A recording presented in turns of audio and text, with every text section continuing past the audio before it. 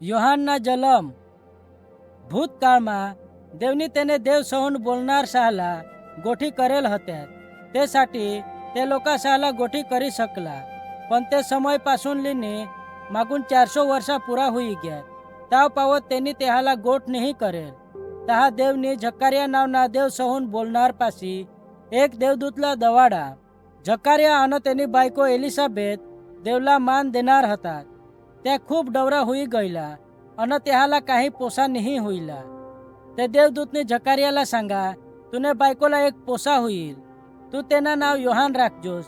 देव त्याला पवित्र आत्मा कण भरपूर करेल आणि योहान लोकासाला ख्रिस्तला स्वीकार करूला तेनेसाठी तयार करेल। झकारियाने जवाब दिदा, मा आणि मानी बायकोला पोसा होईलासाठी खूप डवरा हुई घ्या। मला किसा करी माहीत पडेल का? तू मला खरा सांगी रहना हास। ते देवदूतने झकारियाला जवाब दिदा, तुने पाशी ये बेस गोठला लईलासाठी मा देव सोहून दवाडेला हाव। कहा का तू मानेवर विश्वास नहीं करनेल तेसाठी पोसाना जलम हुयो ताव पावत तू बोली नहीं सकणार। लगेच झकारियाला बोलूला बंद हुई गया। तहा तो देवदूत झकारिया पासून निघी गया।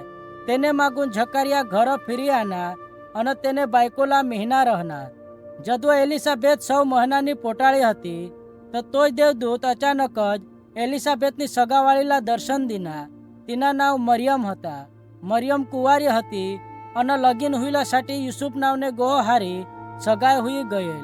देवदूतने सांगा, तू महिनावाळी हुईसी आणि एक पोसाला जलम देशील। तुला तेना नाव येशू राखूला आहा। तो सर्वशक्तिमान देवना पोसा होईल आणि कायमने साठी राज करेल। मरियमने जवाब दिदा, ये किसा करी होईल? कहा का माता कुवारी आहा। ते देवदूतने समजवरा, पवित्र आत्मा तुने वर येईल आणि देवना सामर्थ्य तुने वर शाहुली करेल। त्यासाठी तो पोसा पवित्र होईल आणि तो देवना पोसा होईल। जिते देवदूतनी सांगा तेने वर मरियमने विश्वास करा। ये होईना तेने मागून लगेच मरियम जाईनी एलिसाबेथला मिळणी। जिसाज मरियमने तिला सलाम सांगणे एलिसाबेथना पोसा तिने पोटमा उडना। तिनेसाठी देवनी जी करेल हता तेनेसाठी ते बायकासाला एक हारी आनंद होईना। एलिसाबेथने हारी 3 महिना रहने मागून मरियम घर फिरी गई। तेने मागून एलिसाबेथने तिने पोसाला जलम दिनी। झकारिया आणि एलिसाबेथने ते पोसाना नाव योहान राखा।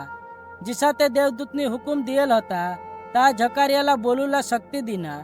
झकारियानी सांगा, देवनी स्तुती हुय। का त्यांनी तेने लोकांचा सहाय करूलासाठी आठव राखना हा। हे माना पोसा, तू सर्वशक्तिमान देवना देव सहून बोलणार होईशील। तू लोकांसाला दाखवशील का त्या किसा करी त्याने पापनेसाठी माफी मिळवी शकता हा।